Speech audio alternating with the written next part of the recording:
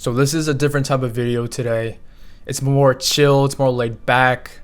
So I apologize if you aren't into this type of video where you want more hyper edits and things like that.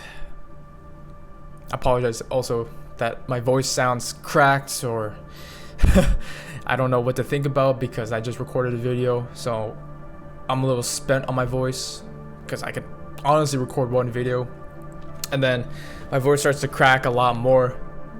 But I'm trying to make it sound better. This is an interesting topic because I feel like I'm not the one who likes to talk about trends or try to follow, or I don't know, it's kind of cheesy for me to talk about trends like the Great Lock-in. But I feel like it's important because you can implement these steps any time of the year, even now. You don't have to have it from September to December. You can have this pretty much your whole life. What I want to say is that how do you navigate this Great Lock-in? How do you lock in? First of all, how do you prepare yourself every day so you're able to lock in? And what do you even do during the lock-in, right? So you have to have purpose and goals. First of all, this is all freestyle. I do have the main points here, but I don't have a fully scripted out word by word thing like I usually did in past. But you need purpose and goals. What is the purpose of you locking in? What is the goals that you want to accomplish, right? What are you going to do? How are you going to do it? What actions do you need to take? What habits do you need to implement into your life, right? So to find the purpose, what am I going to do every single day to then for me to accomplish these goals? Are these goals surrounding school, athletics, health, wealth, business, career? Define it. Write it on a piece of paper and then structure your days for it. Put like an hour or 2 hours a day focused on accomplishing this thing. Okay?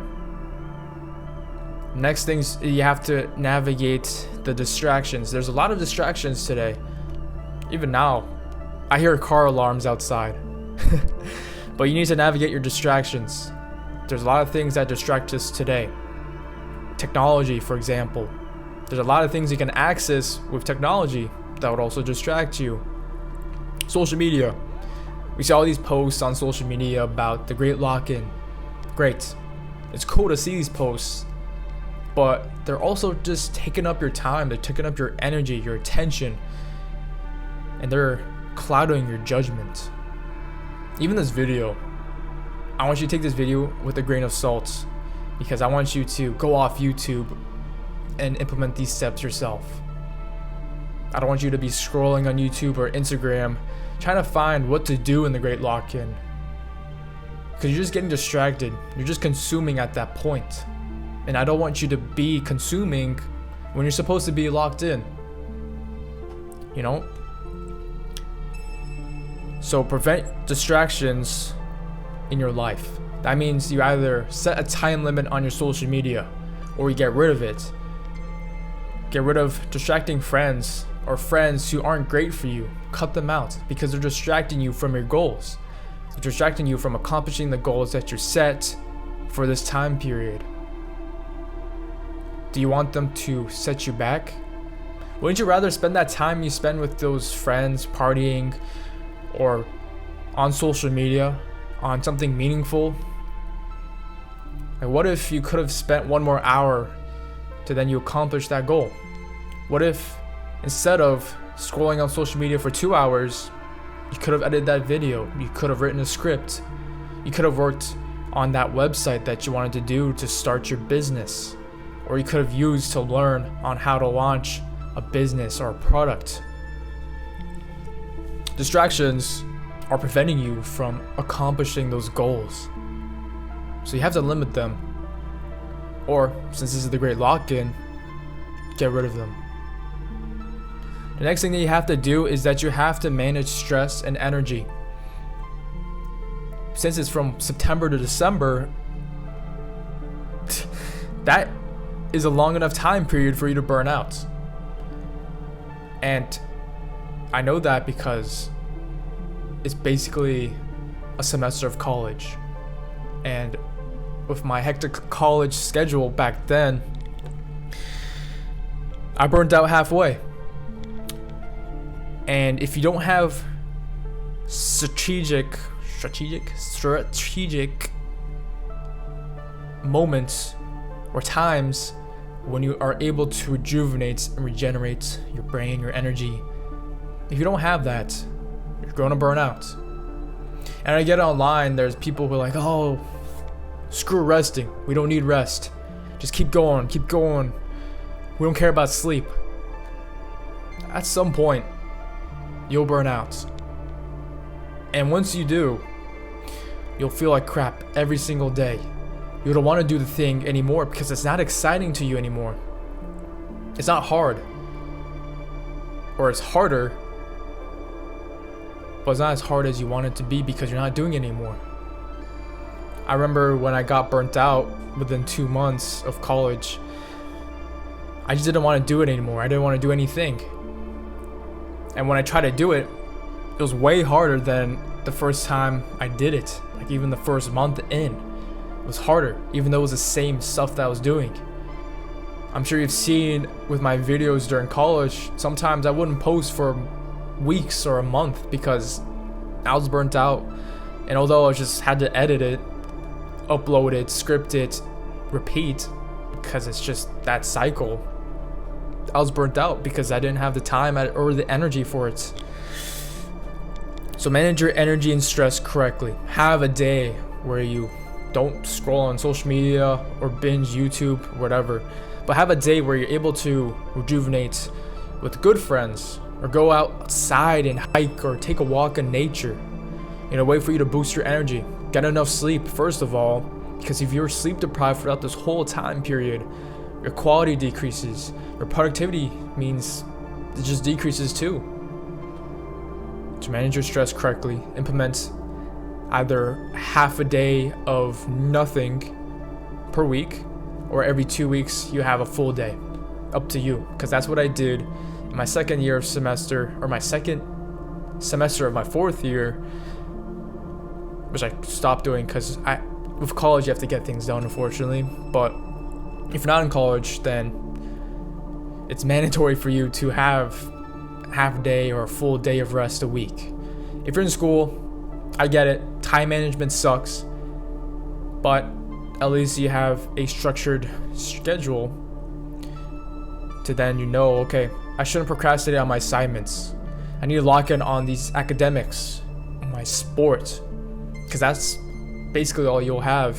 And then you can also rejuvenate with your friends, of course, but don't go to parties, Those will take up a lot of your energy and time.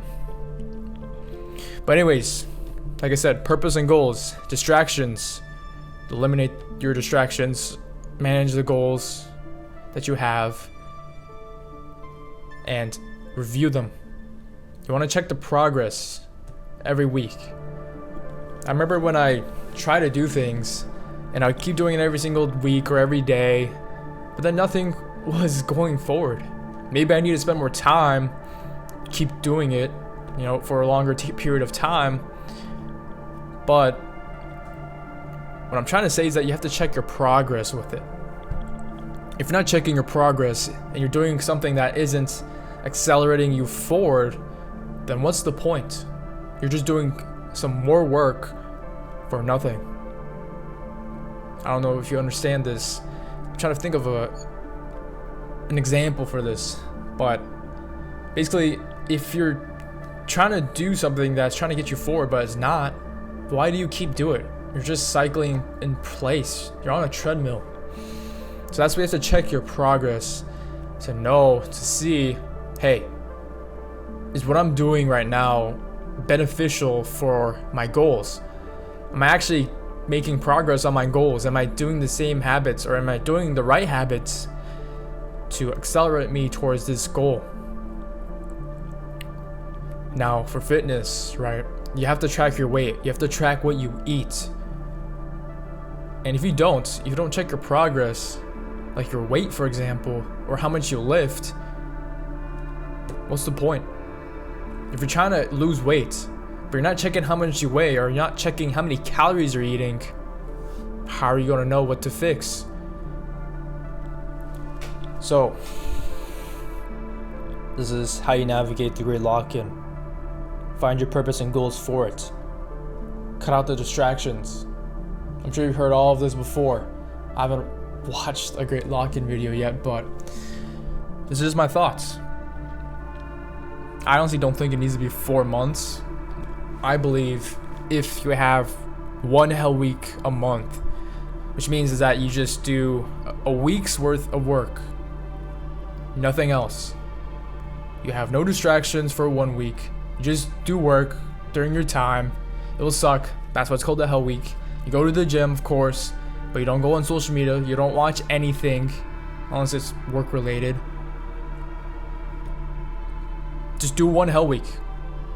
I don't see the point of doing 4 months of hell, because you'll burn out. But if you try, manage your stress correctly, don't burn out by having breaks, a day or half a day a week. It's not going to harm you, it's not going to hurt you, as long as you don't binge eat food or eat unhealthy foods, or you don't binge scroll, binge watch stuff on that day. Alright, bro? I haven't made a sit down video like this where it's unedited, so I feel like it'll be awkward for me to have all these mistakes again, because I haven't done this in a while. It's been a couple months, 3-4 months since I did a full sit down video of me not editing, talking off of my brain and what I think. But like I said, it's a different type of video. I probably won't get a lot of views like the edited ones, the planned ones, but it is what it is. Just trying to give you guys my opinions, my thoughts, my experiences with this. Alright, bro? I know you got this. And if y'all have any questions, leave them in the comments down below. I'll answer it for you. If you have trouble, keep referring to this video or watch other videos of me once if you have trouble. But yeah, bro, you got this. Remember to go improve it, because the whole point of this is for you to improve it. Just go improve it. All right, I'll see y'all later.